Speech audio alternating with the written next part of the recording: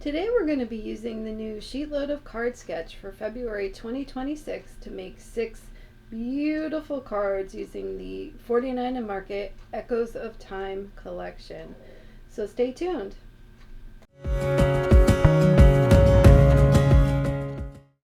Hey crafty people, this is Ellen with EGI Designs and thanks so much for stopping by today. Today we are going to use this new Sheetload of Cards Sketch from February 2026 to make 6 cards. Head over to CallMeCraftyAl's channel and you can download this printable free, and I'll show you how to make it. It has all the cutting guides, everything that you need, and it'll even tell you how to make just one card if you want those instructions. Today I'm using the 49 & Market Echoes of Time collection for this project, and this is absolutely gorgeous.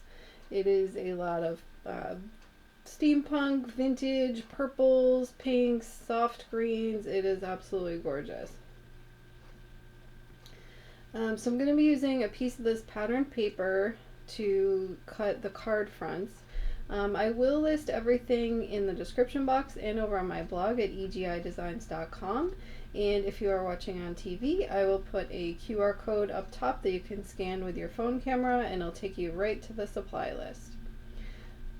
I'm going to be using my Spellbinders trimmer here. I really like it because it scores and trims, and it's good for 12 by 12 paper.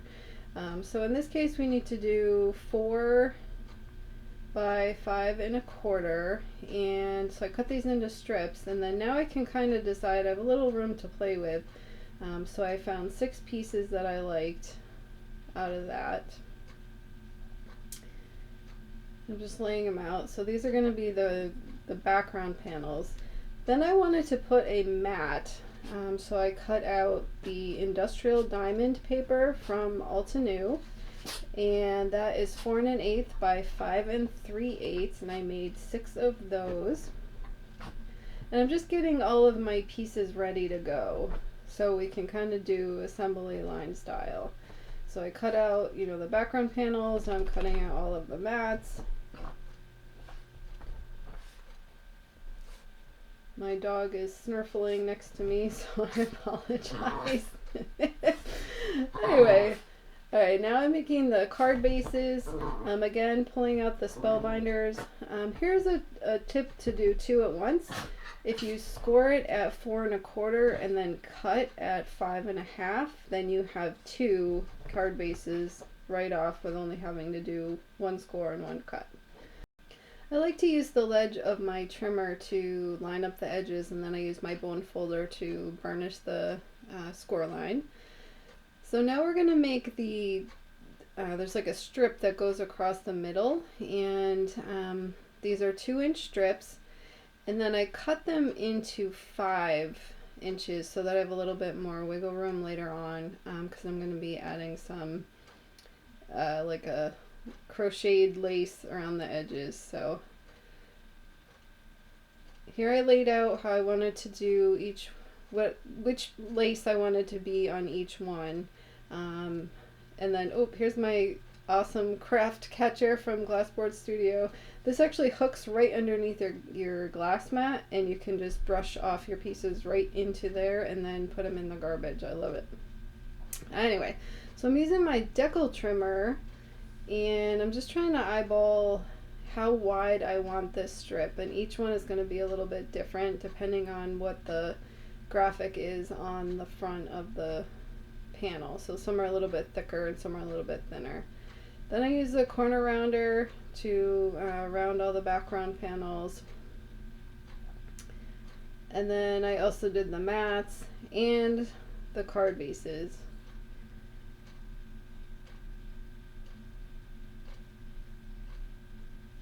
I really kind of made this sheet load my own, and did a lot of stepped up a bunch of things on it. Right now I'm using the Altenew Limestone Fresh Dye ink, and I went around all of the card bases, the matte layers, the green strips, the lace looking die cut, and the background panel. I just wanted to age it up a little bit, and this limestone is a perfect kind of like greeny blue gray color, and just added a little bit of interest to all of the pieces. So I'm using some dot runner and I'm attaching the lace pieces to the back of the strips. And so instead of vellum, as it calls for on the sketch, I did the crochet strips, and those are from Tim Holtz. And then I'm using temporary adhesive to put these on the front, because I wanted to do that so that I could measure them exactly to the edge, because when I put the ribbon on, I wanted to wrap the ribbon around the back, and this was the easiest way that I figured out that I could do that. So now I'm taking that piece off, and I have this kind of like a distressed chiffon ribbon, and I'm adding 1/4 inch double-sided adhesive tape to the back of it. And I did a really long piece, and I'm just cutting it in half, so now I have 2. Alright, so I'm adding, I peeled off the release paper, and now I'm adding this to the middle of the green strip. And then I'm going to peel this up and then put the ribbon to the back. So this is exactly cut the width that it needs to be to go onto the panel, which is kind of why I did it that way. I used Connect Matte glue, and now I'm just putting the green panel on the front. And I went through and did all of those.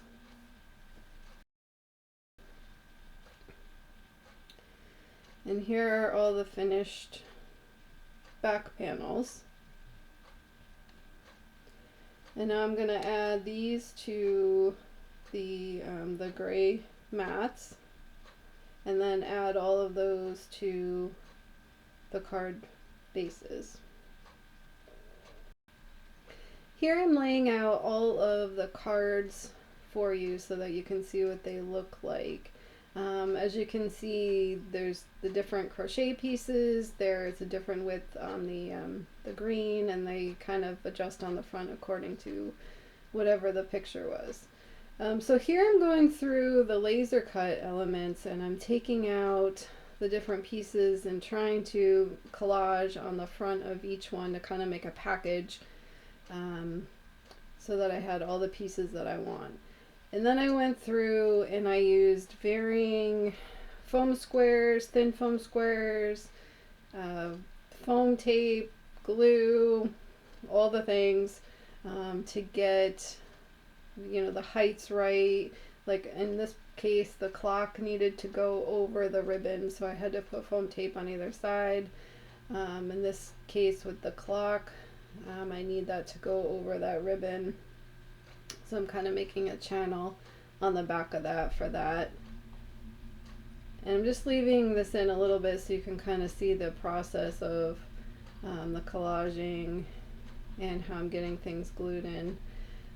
So this rose on this side, I had to kind of do, some of the pieces were double thickness, some were thin thickness, just to make it even and so that it could go over the top of the clock. And then after that I added some roses and leaves and that kind of a thing to finish that off. So now I'm cutting the pieces for the inside. This is Spellbinder's Fairy Tale cardstock, and I'm going with 3 3/4 by 5. And then I pulled out all of the extra little pieces that I had from the pattern paper, and I used my tape runner and attached those to the top. And then I went through my guillotine trimmer and I just trimmed off the edges. And then once that was set with all of those, then I went through and rounded the corners of those as well.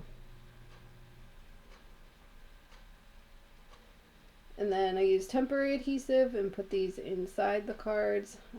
That way if I mess up when I write out the card, I can go ahead and just fix that and not tear apart my card. So here are all of the finished cards. I was really happy with the way that these turned out. I thought that they were so gorgeous. I just love them. And here we can go through each one so I can show you how they all turned out. A clock with the roses. And this clock with the roses. I love that with the purple and the butterflies. So pretty. I love how these came out. And it was really easy to just take out the pieces and collage up the front, and it looks so amazing, and it was, you know, very easy to do. I like this one with the vine and the owl. So cute. And as far as the sketch goes, you know, we switched it up a little bit, but it is pretty much the same. We used the ribbon instead of the twine. We had we used the decal edge trimmer instead of tearing the paper, and then we used the lace in the background instead of the piece of vellum. If you want to stick around, on the end screen I will put my Wednesday workshop playlist, which is full of fun folds, sketches, one sheet wonders, and that kind of a thing. And I will also put my card making playlist in case you need additional card inspiration. Thanks so much for stopping by today, and until next time, like, subscribe, and all that jazz, and have an amazing day. Bye-bye.